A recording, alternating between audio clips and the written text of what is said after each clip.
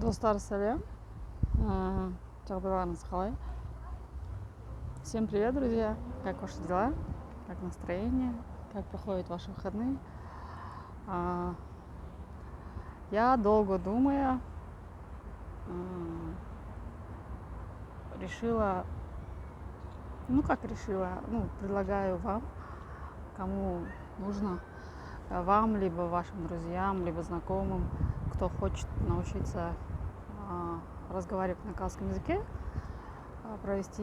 проводить разговорные часы, либо час, 2 часа, может больше, 1 раз в неделю, либо больше. Место и время можно будет совместно обговорить и встретиться. По цене тоже, смотря где это будет проводиться, получается, если это коворкинг-центр, за аренду и за мои услуги, да, получится. Сол, как всегда, готова к сотрудничеству. Хочется, чтобы больше людей понимали и знали казахский язык, свой родной язык. И другие, кто знает язык, не упрекали, то есть было взаимоуважение, и все больше людей помогали друг другу. Жду ваших предложений, отзывов. Всем пока.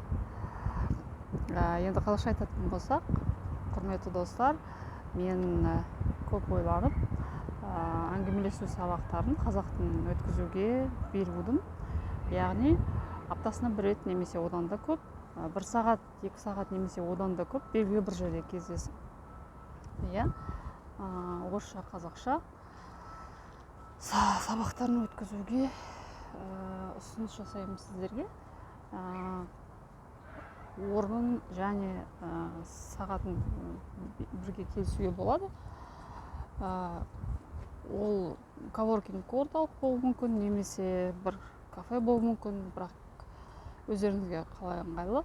Немесе мен ол орынды тауып, сол орынға келсек болады.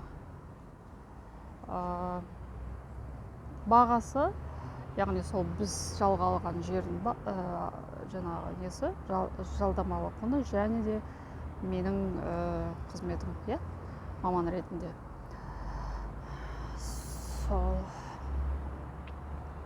Сондықтан күтемін сіздерден, әрқашан дайынмын. Және де айта кететін жайт, ол қазақ тілін білетін адамдар, білмейтін адамдарға көбірек көмектесек, кемсітпей, жаңағы бір тілді игеруге жан-жақты қолдау білдірсек деп ойлаймын. Жақсы, күтемін.